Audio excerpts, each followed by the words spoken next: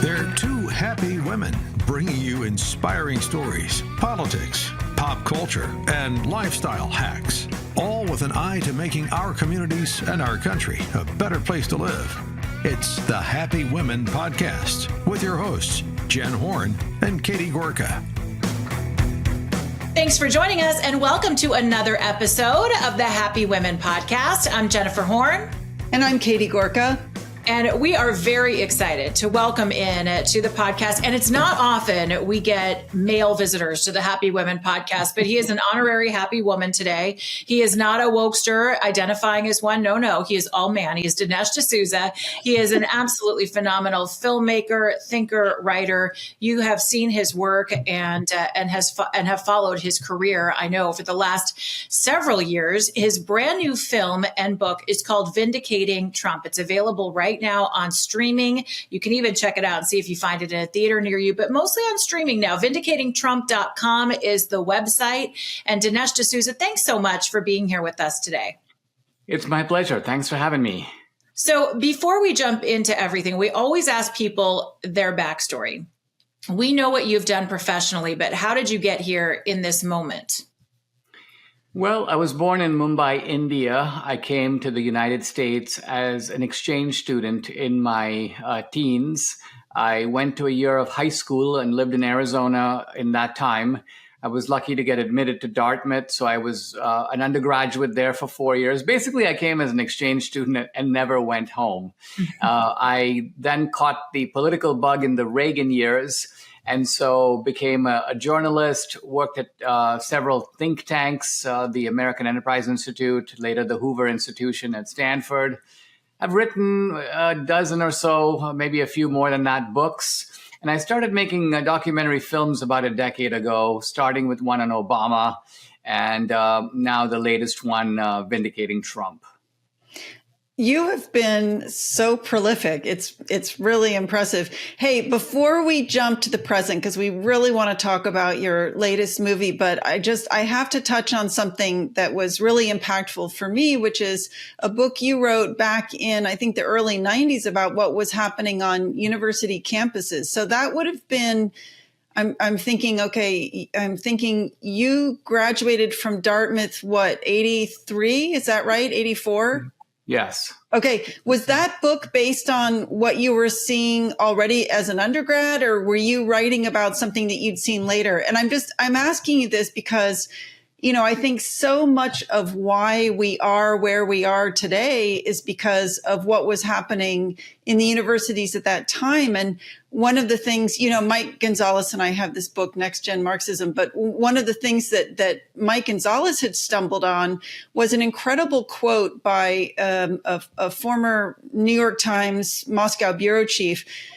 In 1989, she wrote in the New York Times, Marxists have found acceptance on American universities in 1989. And you were one of the few people that was actually writing about this at the time. Yeah, in the late 80s and early 90s, the term wasn't woke, it was political correctness. Yeah. Same general idea. I'm often credited with coining that term, but I didn't invent it. I was on a campus, I think Berkeley, I heard it, intrigued me, and I put it in my first book called Illiberal Education. And Alan Bloom's The Closing of the American Mind and my book, Illiberal Education, were very sort of defining elements in exposing this emerging phenomenon that I don't think had an idea how much worse things would get over the subsequent couple of decades. Not only that, but the way in which that political correctness would metastasize beyond the campus and spread through the culture into the publishing industry, Hollywood, but then even corporate America, even the military. So all of that has happened subsequently. Can I just ask one more quick question? When you wrote the book, did you have any sense that the problem was as serious as it was, or did it even end up surprising you the way things went? I did note on the first page of the book that there is I called it a victims' revolution brewing on the American campus.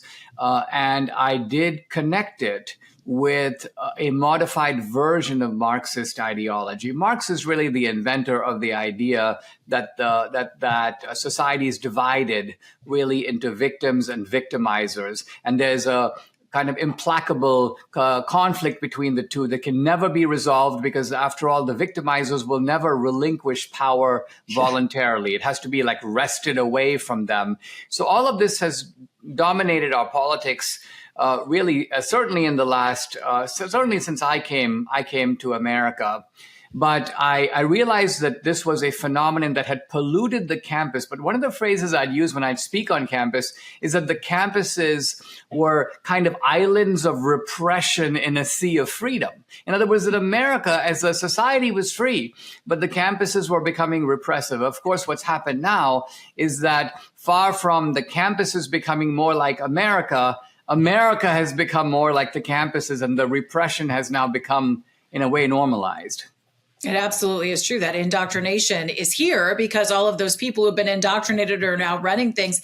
I'm so curious, Dinesh, and we're going to get into your latest, but what is your process like? How do you see a problem, identify that problem, and then bring it to life via whether you're writing or your film? How do you dig into this? Because you do such a great job investigating multiple facets of your stories. Usually my starting point is to take something that is out there in the culture that is somewhat taken for granted and to turn an assumption into a question. So an example, this led, for example, to 2,000 Mules. I'll start off with a phrase like, "This is the most secure election in US history." And I'll say to myself, first of all, how would anyone know that that's true? Has anyone done a comparison of the volume of fraud in 2020 and compared it to every previous era in American history? Where's that demonstration? Has anyone even attempted this? And if not, how can such a preposterous assertion be made utterly unsubstantiated by any fact or any kind of research at all?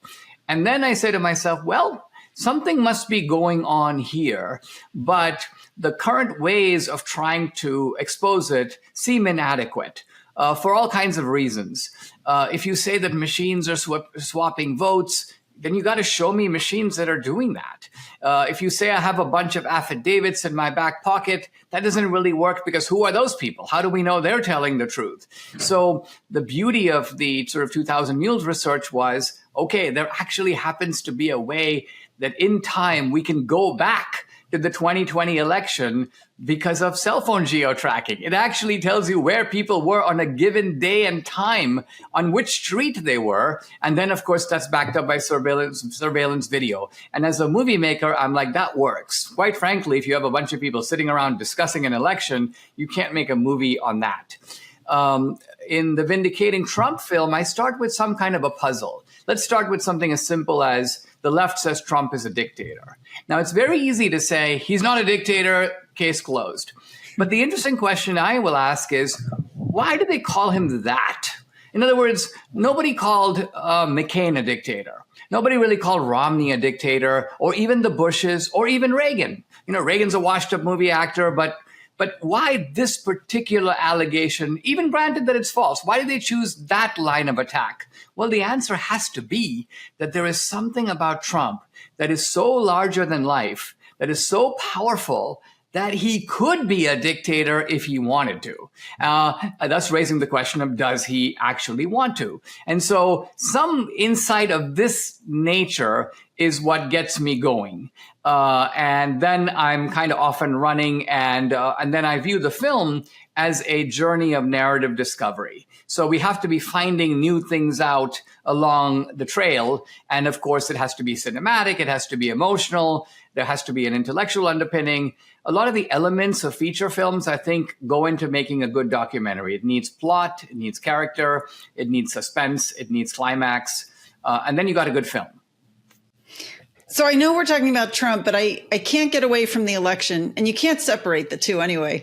2,000 Mules, for me, was really the first piece of solid evidence of wrongdoing. We all had our suspicions about things that had gone on in 2020, but 2000 Mules was, I mean, there was just no challenging what you could see with your own eyes. Since that film came out, so much more has come to light, you know, thanks in part to the literally thousands of kind of citizen warriors, as well as legislators who've really been digging in. I heard this morning the RNC currently has 132 active lawsuits around the country. I mean, it's just amazing what's coming to light. I know you were focused on Trump for the film, but I'm just wondering, to what extent have you continued to track the election issue? And tell us, how do you feel going into this election? As it turns out, this theme is also in the new book and the new film, although in a different way. My starting point was that you cannot keep cheating in the same way once people already know about it. So after 2000 Mules, can you imagine if in 2024 on election night or the nights before, mules start showing up at 3 a.m. in the morning at drop boxes with backpacks full of ballots, like wearing latex gloves? Well, people are going to be looking for that. You're never going to be able to get away with that. So the cheaters are going to have to think of something new. And so what I did in this film, in 2000 Mules, I was looking in the rearview mirror, right? I was looking in 2022 with the help of True the Vote, what happened a year and a half prior in the 2020 election. Here, I do something totally different. I put myself in the mind of the criminal. And I say, I have to sort of outsmart the Democrats. I've got to become like them. If I was going to rob Fort Knox now, like, how would I do it? What's the vulnerability in our election system? And we found one, a very serious one. I took it to Trump. I took it to Laura Trump. They know about it. And this is what it is. Basically, you and I and anyone in America who is willing to take the trouble can make an unlimited number of ballots.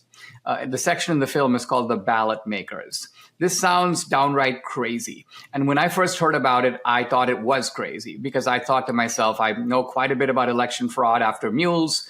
I had hired 2 investigators and they told me, we know how to make ballots. And the first thing I told them was, you can't come into my movie and say that you know how to do this. You have to actually do it. You have to, and it turns out that in the film, we show how you do it. It's quite simple. States, I thought you have to get a ballot from a state, right? You live in Texas, you got to get a ballot, an absentee ballot from the state of Texas. Well, here's the question. Where does the state of Texas get ballots from? Answer, they order ballot stock from printing companies. They give them the specifications and they receive the ballot stock. The printing companies sell that stock on the open market, which is to say that you and I can buy ballot stock paper. But you might say, well, that's just the paper. Well, guess what? Once you have the ballot stock paper, all you have to do is request an absentee ballot from your state. Let's remember, a ballot is not a $20 bill. It doesn't have any watermark. It doesn't have any identification code. It is just printing on ballot stock paper. Once you have the information from a sample ballot, all you do is go down to your local print store, make 10,000 ballots, and you've got 10,000 legitimate ballots, and all you need to do is put a name on there and sign it. And so we go through this process in the film. Now, again, my purpose is obviously not to educate the cheaters, but rather the opposite, to blow the scheme in advance so you can't do it. I think this is really what a film can do. The power of a film is, unfortunately, we can't go investigate mules and interview them because you need law enforcement to do that. And that would have been my disappointment with 2000 Mules, is that no one did that. And that was very unfortunate. And I have to blame the Republicans a little bit for that because they were scared of the issue. They didn't want to be election deniers. I can see why the Democrats didn't want to do that, but the Republicans did not demand that those investigations take place. And so I continue to be interested in this issue, and it is present in the new film, Vindicating Trump. And I would think you mentioned this on our radio show, actually, in Los Angeles last week when we talked to you. And I think it's so incredible. These guys are evil geniuses, Dinesh. They'll come up with a million different things to try to figure out how to cheat. How does this work? In places, for instance, we're hearing that there are more ballots that have gone out than registered voters in places like Michigan, in different types of swing states, in different counties that are important. I think probably the lesson here is we have have to watch how many ballots are coming back in this election, right? Against how many people are actually on the voter rolls. Is that what we should be watching out for? It's no secret. The world's unpredictable. One moment, everything's fine, and the next, the power's out and the cell towers are down. But with a satellite phone from sat123.com, you don't have to be cut off from the world.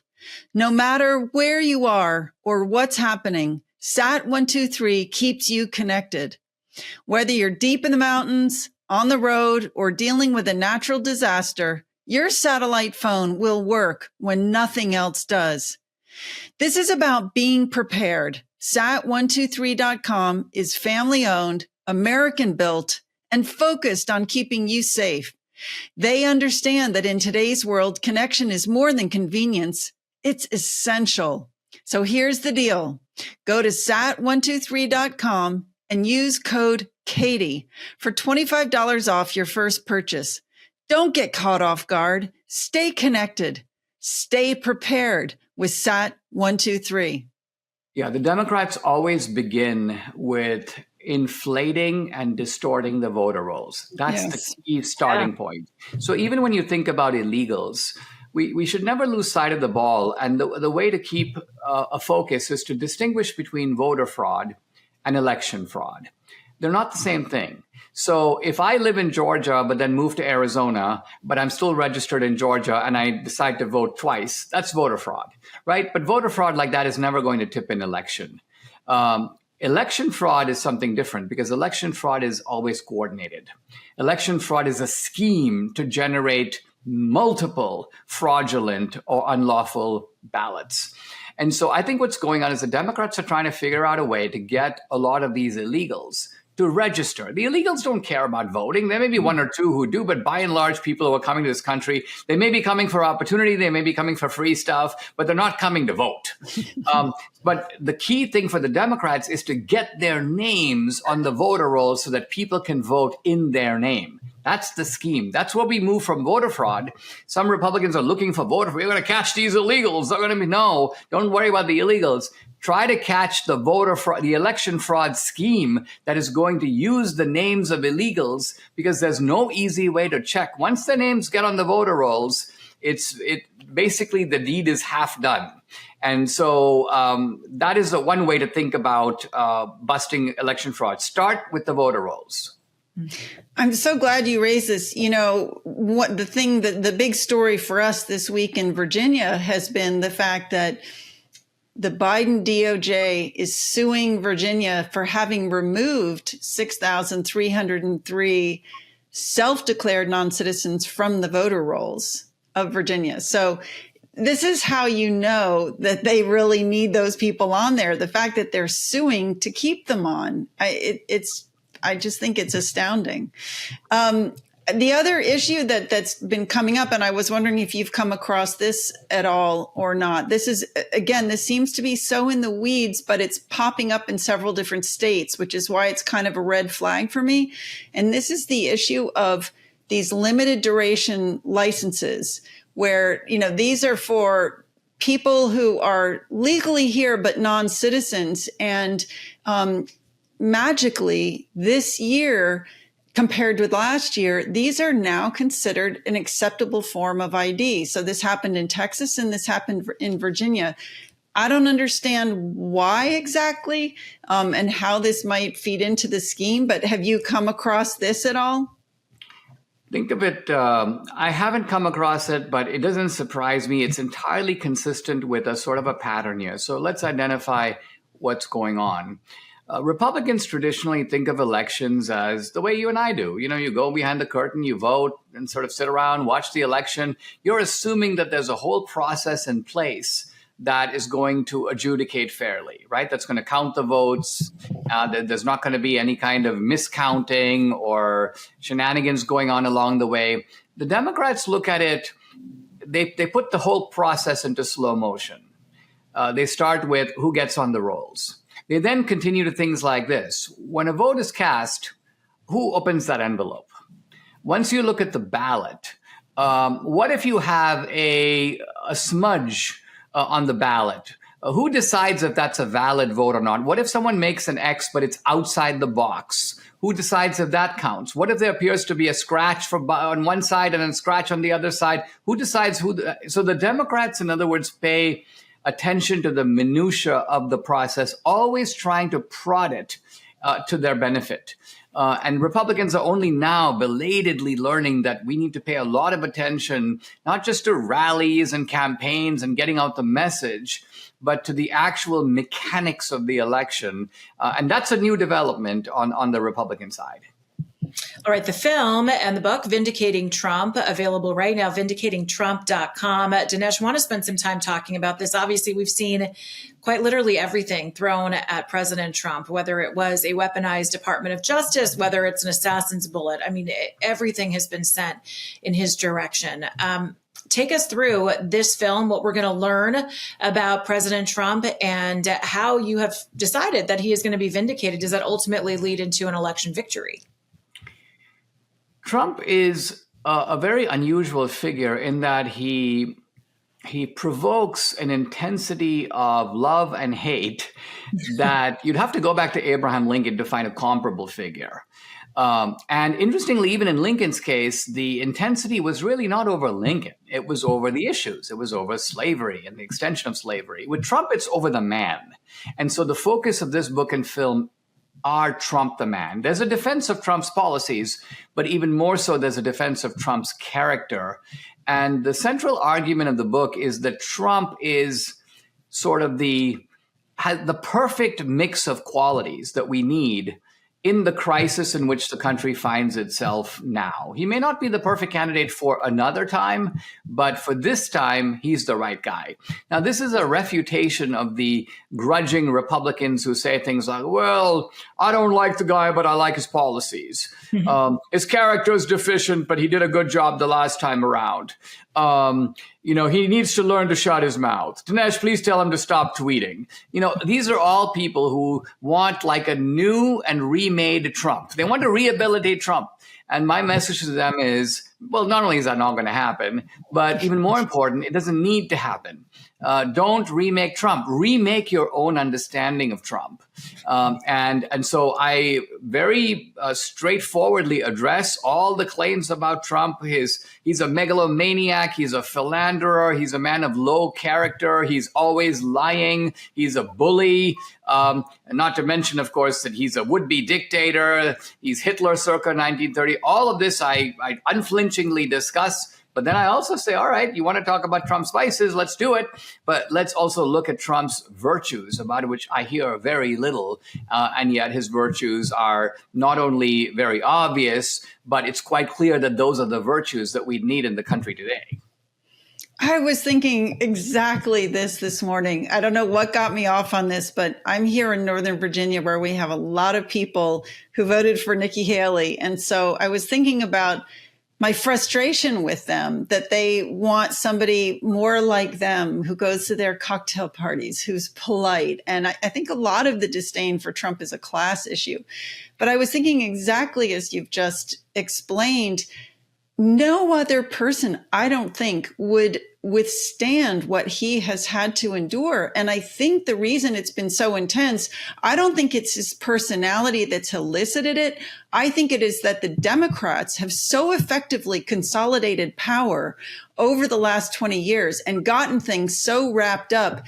This is a fight to the death for them. I think this is really an existential fight for them because they know if he comes into power, I think he's going to blow it all wide open. And, one of the stories that's I think about to break in a really big way is their whole money laundering scheme with Act Blue. There's going to be a hearing on Monday. So I don't know. I'm just curious. Let's be hopeful that Trump is going to come in. What do you think a Trump presidency will look like? How might this administration be different from his first time in office? Well, I think that I hope that Trump's essential motto, I have the opposite worry about Trump than most people. A lot of people go, I worry that Trump's going to be a bull in a china shop. I worry that Trump is going to be far too genial, far too willing to meet people halfway. If I were advising Trump, I would tell him that his slogan for the second term needs to be "No more Mr. Nice Guy." So, in other words, it's actually time to start doing to them what they've been doing to us. It is also time to hold a lot of people accountable who have essentially their bad behavior is motivated by the fact that they are never held accountable. So I hope that Trump has learned a lot of things. I think he has. Look, in fairness, none of us knew that the swamp ran quite this deep. Yeah. I think Trump knew academia is left wing, Hollywood is left wing, but I mean, who knew the FBI is left wing, or the CIA, or the military, or that you couldn't trust the people in the white coats, the doctors at the NIH and the CDC. So I think we've all discovered, Trump included, that this is a problem that also you can't just swap people out at the top and fix the problem, because the perverse incentives now run all the way down. So you have to bring in people. I would not hesitate to bring in people of the DeSantis, Vivek Ramaswamy mode, people who are very obsessed with the minutiae of government and know how to bring a bulldozer into these departments and fumigate the place afterward. There are people who are specialists in this who actually enjoy doing it. Trump is not one of those people, but he needs to bring in a dozen or so of those people and just allow them to run amok. I agree with you. I think we need to just have much less government, right? Get that shut down. And I think, Dinesh, you'd be pretty good at that myself. I think you could get in there and clean house. So when you wrote this book, what is it that you'd like people to take away from the book and from the film? I know a lot of conservatives have seen it. We were talking about how we can get some independent voters in there as well to see the film and to read the book. If you could have one or two things as takeaways from this project, what do you want people who maybe aren't Trump supporters, what do you want them to understand about him? There's an analogy in the film that's a pretty good way to sum it up. And I present this analogy to Trump. I say, hey, in fact, my interview with Trump is like, it's unlike any interview you've seen because it's so crazy. But I say to Trump, I go, before I came to America, I said, I mainly knew the country through movies. And my favorite genre was the Western. And I watched Westerns for years until I realized that all Westerns have the same plot. But the plot happens to be the plot that America is living through right now. You've got a town, let's call it Shinbone or Pleasantville, and things are going really well. And you've got a sheriff, an old guy with an old rifle, and I'm going to call that guy the GOP establishment. And as long as things are going well, that guy is actually fine. But then some ruthless gangsters come in and they shoot up the town, they intimidate the sheriff, and suddenly Shinbone is no longer Shinbone. Well, that's America right now. And then unexpectedly, over the mountain comes an outsider. This is Trump. And not a lot is known about the guy, and there are rumors that he's a kind of a shady guy. But the one thing the gangsters know is this is the guy we have to worry about. We don't have to worry about the old sheriff. We can pistol whip that guy. But this guy threatens to take the whole thing down. And so this is the plot, right? And I think it in some ways summarizes the place of Donald Trump. Earlier, we mentioned, Katie, you mentioned the Nikki Haley Republican. So this is the psychology of the Nikki Haley Republican. Why is the outsider? Why is Clint Eastwood going around waving his gun? This is very provocative. He needs to learn to fight like us. Well, the point is, if he were more like you, he'd be in the cowering, miserable position that you're in right now. So the point is that what makes the guy effective is he's not like you. And to your great benefit, he's willing to take up your cause, even though he owes you nothing. You would think that the least you would do is want to get behind. You don't want to fight. You don't know how to fight. This guy does know how to fight. He is fully capable of he's the 800-pound gorilla that can take on the 800-pound gorilla on the other side. And yet you're engaging in this idiotic parlor room talk about the fact that, I hear a rumor that he was unfaithful to a woman somewhere, back in Tombstone. This is like nonsense talk. It's almost unbelievable. It almost requires therapy or psychological examination because it's so crazy. So in a nutshell, I think we're living in a Western whose ending is unknown. In a real Western movie, the ending is known because the good guy, having vanquished the bad guys, will turn around his horse and leave town, which, by the way, is a very significant thing because kind of what he's saying is, you know what? I could be a gangster myself. I've defeated the gangsters. I could be the new gangster. I could run the town now at my behest, but I don't want to do that. I'm giving it back to you. And that's when the townspeople know this guy was always like on our side. I think that's going to be the ending that we actually live through. So I have a kind of an optimistic or hopeful view of how this is all going to play out. But I also grant that the ending we're not there yet. I'm glad you said that. I wanted to ask you in closing, since you are an immigrant, you came here with this kind of, I think, dreamy notion of what America was about. Are you disappointed that it's gone this way, or do you remain optimistic and hopeful about the American project? No, I mean, look, if Reagan were here today, I think Reagan would be heartbroken, right? Reagan was an eternal optimist. Our best days are still ahead. The country is in a tailspin. I mean, it's in a sort of free fall, I'm sorry to say. It's not the America I came to, even in the late 1970s and early 80s. Things have changed. And I think this is really why the Republican Party, there's a whole bunch of Republicans, and some of them quite young, who I would say are still living in 1983. They've got this frozen mentality. And one of them, by the way, is Mike Johnson. I just heard a talk from Mike Johnson. He's like, well, I really wish that we could get together with the other side and find some common ground. And I'm thinking, what world are you living in?